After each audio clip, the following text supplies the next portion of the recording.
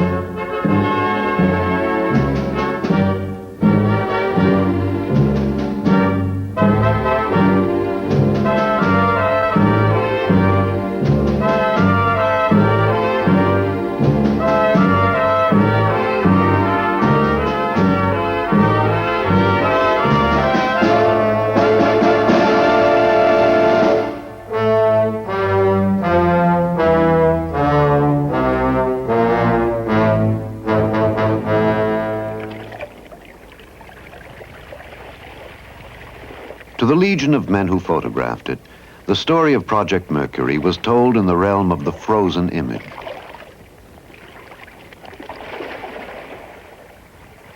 The story began in Washington at a press conference in 1959.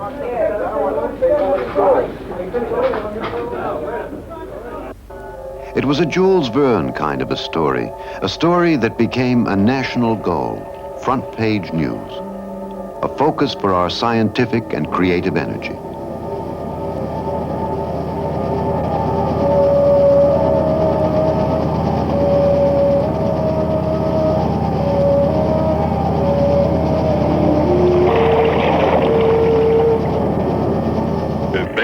The Cape became one of the prized datelines in journalism. 7 signifying the capsule number. On the concrete square itself, the pad of downrange from the Cape, south of Bermuda, the recovery forces stood ready. Which is one ingredient of the fuel.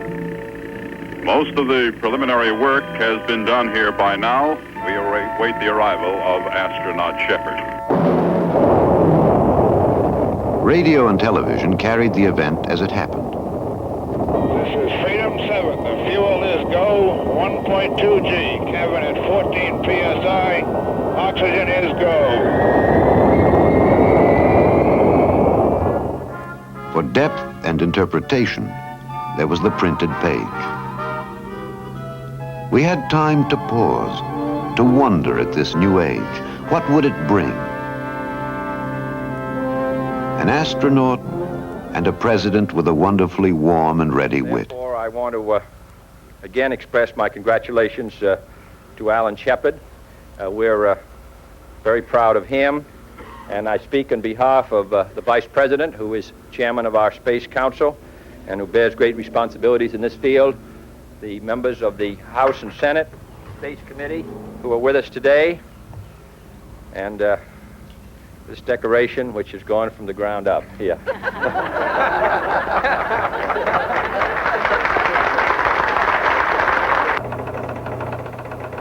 Astronaut Gus Grissom was successfully launched today at 7:20 a.m. The helicopter with the astronaut aboard, and we're seeing him in the cockpit. You'll hear it as it lands on the deck here. You'll hear the sound of its rotors and its engine on. He doesn't look very wet. He has his helmet off. The doctors are immediately treating him. After welcome on deck, a personal message. Really proud of you, and I must say you did a wonderful job. Later, Grissom's report to the press. You've probably already heard, getting the capsule out of the water, he couldn't lift it. He ran into an engine problem, or at least what they think now is an engine problem, and couldn't lift it free. There were 3 helicopters there. I guess actually there were 4. I don't remember seeing 3. And I was sort of in the center of all 3 of them and couldn't get to any of them. Marine chopper pilot did get in close enough for me to get hold of the sling, and then everything was pretty good with me from then on. They picked me right on up and brought me onto the Randolph.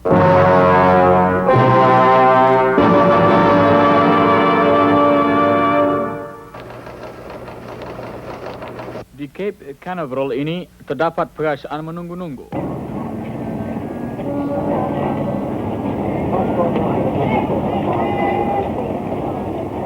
The world prayed with the litany of the countdown. 30 seconds and holding. We have encountered some difficulty in But John Glenn was not to orbit this day. guidance equipment for the Atlas launch vehicle. We are not able at this time to get a specific identification on what the problem is. We know simply that we do have some problems over there. This is Mercury Control. Once more, the countdown is underway at Cape Canaveral. Even at this hour, clusters of people are stopping to check the latest reports. And once more, the world waited. We have just completed a status check in the Mercury Control Center. We've been advised that at this time, all systems are go. Accompanied by Dr. Douglas and another Air Force doctor, they walked over to the van, which would take them out to pad 16. At 4:25, he began crawling into his spacesuit. Wynn says he is the last man to shake hands with the astronauts and to smile at the monkeys.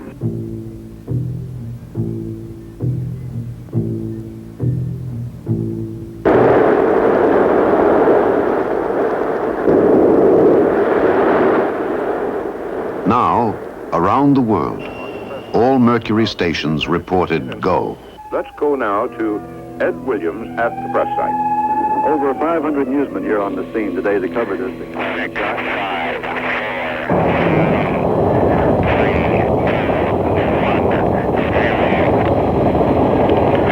Roger, the clock is operating. We're underway.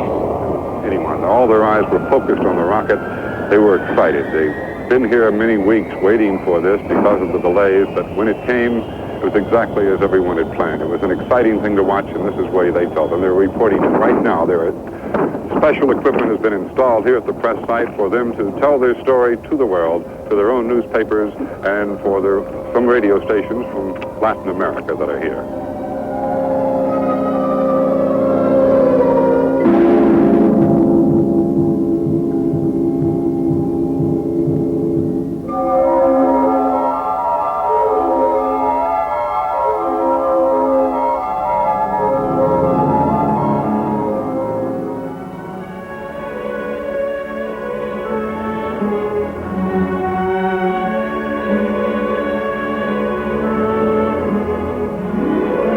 Reported to be a hale and hearty astronaut after having successfully flown the United States' first manned orbital flight.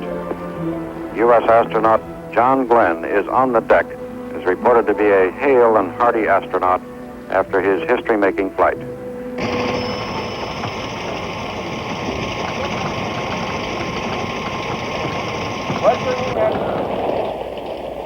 Ray Scherer at the White House on this wet and chilly day in February. We haven't produced very hospitable weather for our hero, John Glenn, today. But the crowds are here. They've been waiting 2 hours now. The rain was much worse an hour ago when he arrived.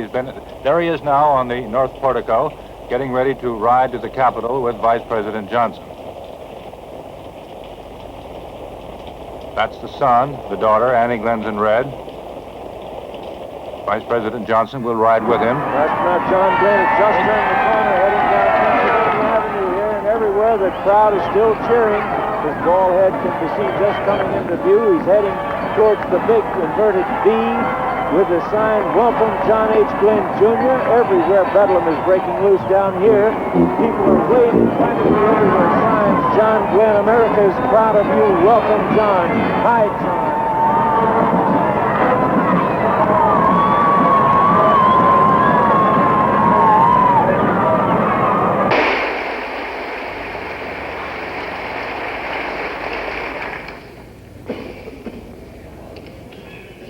Today, I know that I seem to be standing alone on this great platform, just as I seem to be alone in the cockpit of the Friendship 7 spacecraft. But I'm not. There were with me then and with me now thousands of Americans and many hundreds of citizens of many countries around the world who contributed to this truly international undertaking voluntarily and in a spirit of cooperation and understanding. On behalf of all those people, I would like to express my and their heartfelt thanks for the honors you have bestowed upon us here today. We are all proud to have been privileged to be part of this effort, to represent our country as we have. As our knowledge of this universe in which we live increases, may God grant us the wisdom and guidance to use it wisely. Thank you, Tom.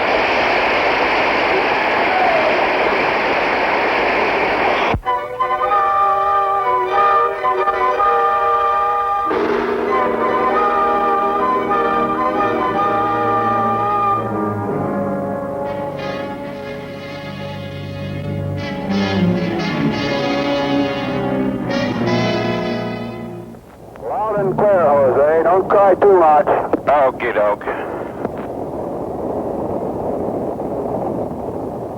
Everything went well. And then a cliffhanger. The capsule overshot the expected landing area. Communication failed. For 35 minutes, there was no word. Well, we've just received the happy word here aboard the USS Intrepid that one of the ship's own jet helicopters, HSS-2s that is, has just effected rescue of astronaut Scott Carpenter and is now proceeding toward the Intrepid. After a post-flight examination, astronaut Scott Carpenter returns to the Cape, to his family, to the joys and cares of the earthbound. Even a daughter's skinned elbow.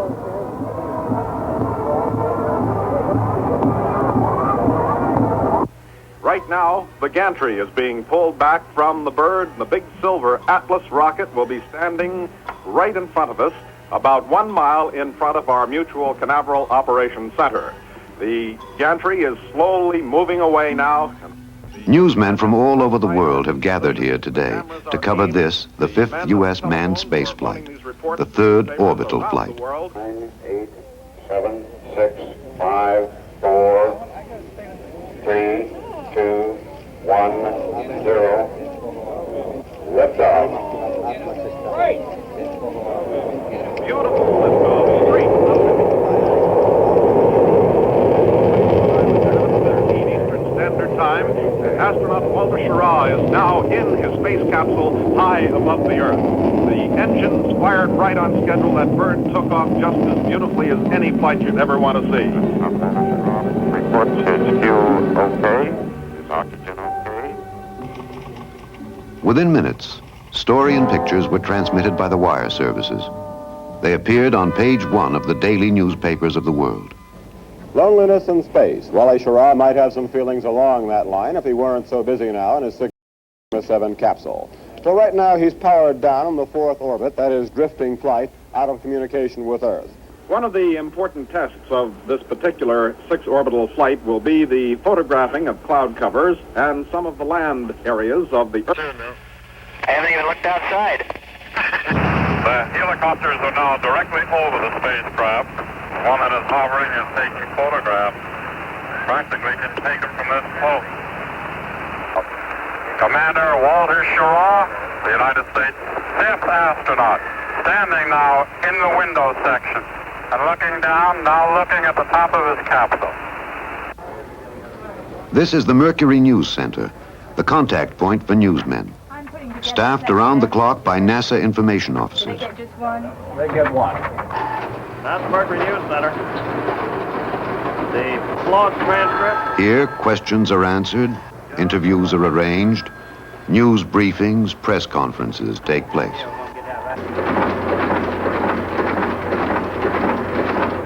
Astronaut Cooper, 22 orbit mission, will take him over more than 100 countries, islands, and possessions.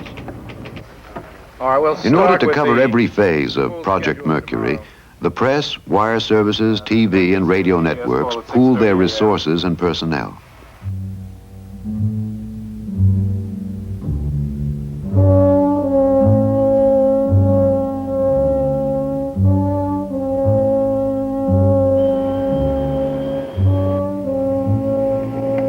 America's sixth man to venture into space, Gordon Cooper, has just left Hangar S. He's smiling at the crowd of technicians that has gathered.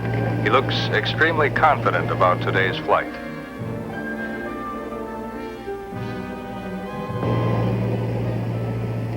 This is Ed Williams at the press side. It's a beehive of activity this morning as the big gantry was just pulled back. The thousands of reporters and hundreds of reporters here on the press side are getting ready to report All this. systems are A-OK, and Gordo himself is reported as very up for the flight.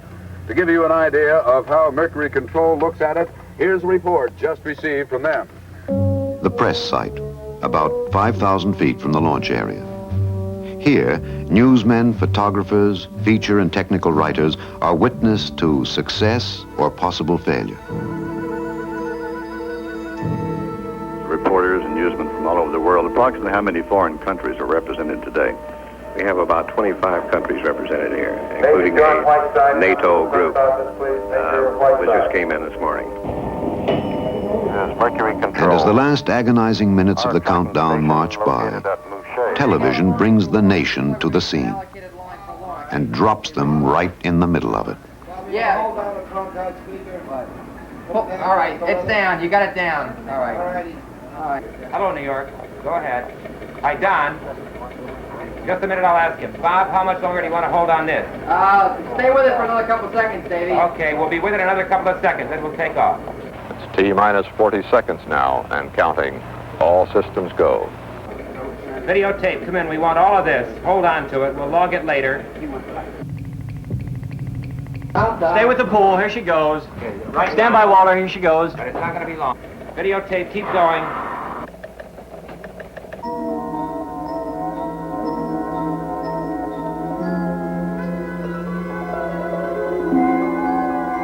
All right, and the tell-off is up, and the announcer's on, and we're on. All right, cue him, Sandy. At this point, the capsule and the booster are on what's called automatic sequencing. This is Mercury Control. We have a momentary hold at T-minus 19 seconds. That's not an unexpected hold. It shall be picked up almost T-minus 15 seconds and counting. 9, 8, 7, 6, 5, 4, 3, 2. All right, there it goes.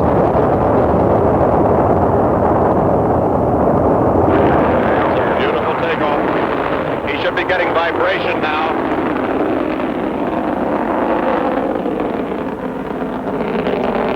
And now the pitch over. This is Mercury Control. The trajectory looks very good at this time. The Atlas pitching from straight ascent to trajectory. 40 seconds into the flight. If he's going like earlier flights, the vibration's growing for Cooper now. He's just about reaching max Q. That's maximum vibration, maximum dynamic pressure. We are now 55 seconds into the flight. The trajectory looks okay at this time. At maximum Astronaut Cooper reports his oxygen supply, his fuel supply, and all onboard systems are go. Oh, it looks like a beautiful takeoff again from Canaveral.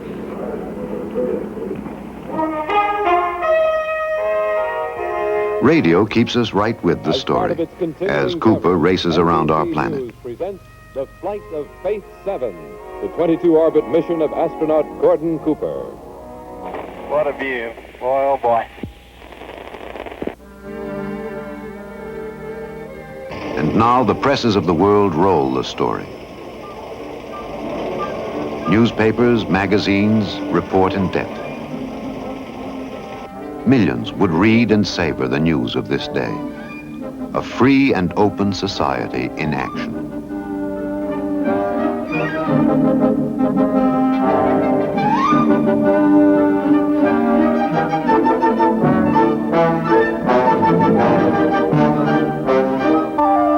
Good morning, everyone. This is Charles Hughes, ABC New York, with the latest news. By radio, we were with Cooper most of the night, and we awoke early to see how his night went.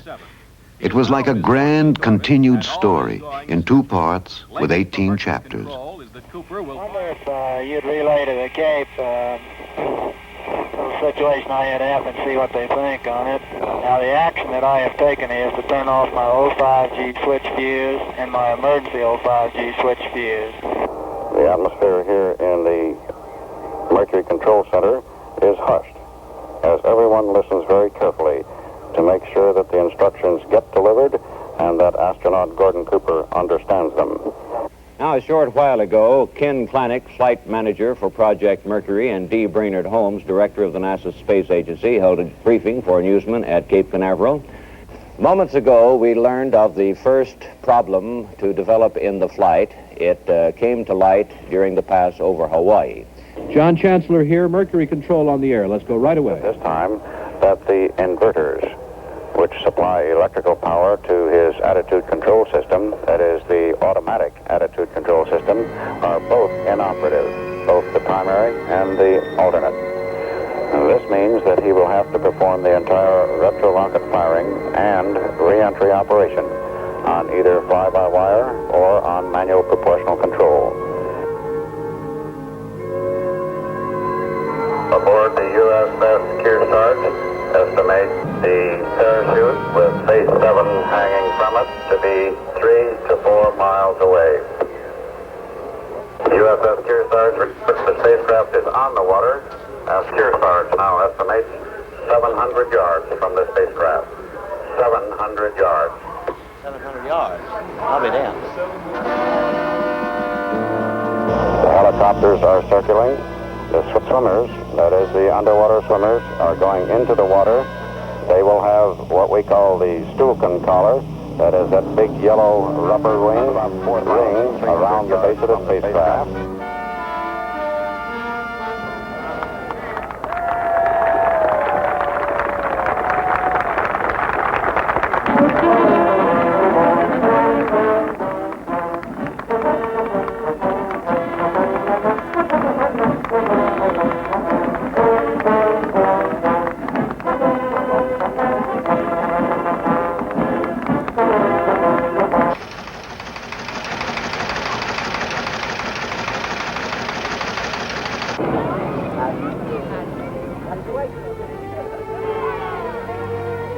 And the news coverage continues as a man is reunited with his wife and daughters.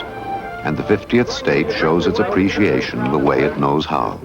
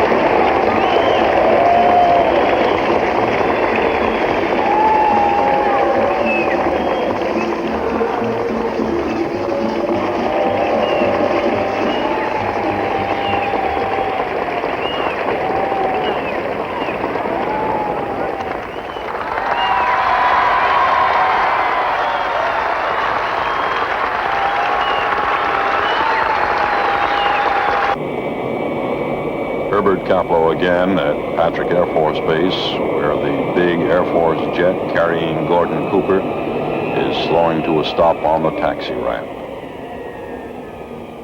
The eyes straining to catch a glimpse of the astronaut who went 22 orbits. Hundreds of people gathered behind ropes, newsmen, photographers, waiting for the moment when Gordon and his wife stepped down the ramp.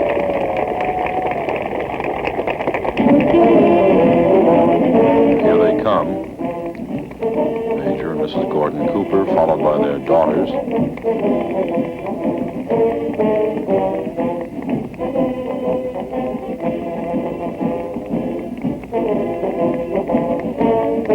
Greeted at the base of the ramp by the Air Force commander and other dignitaries. All as people strain to catch these moments. The astronaut himself all smiles as he goes aboard the rear seat of a convertible for the inevitable ride and acclaim, in this instance, of the people of Cocoa Beach.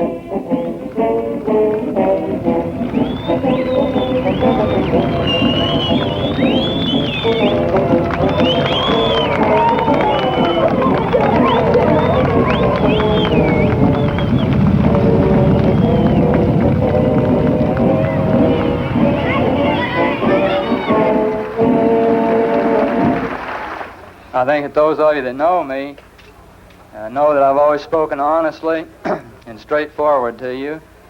I intend to do so today.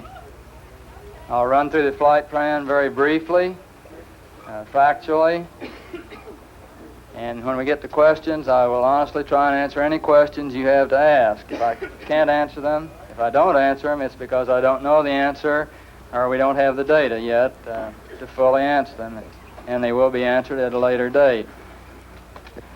That I was not real overly tired.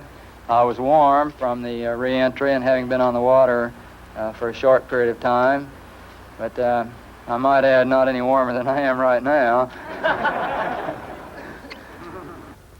And I think at this point I'll lay it open to questions. This flight of yours is almost a routine ride. Were you at all impressed with this mission?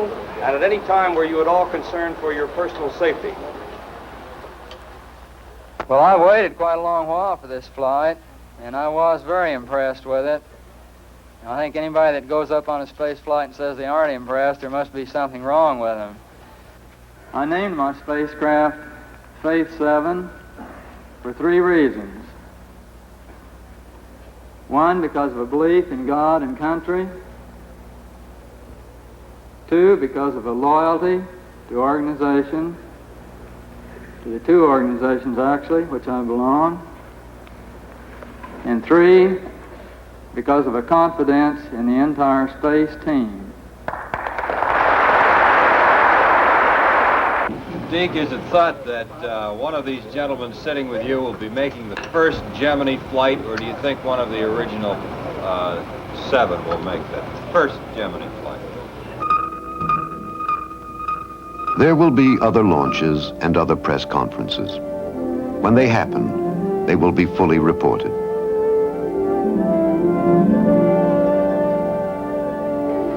Even now, the gantries of Gemini stand ready. When men once again ride an American spacecraft into orbit, at the mercy of God and thousands of technicians, the world once more will be there.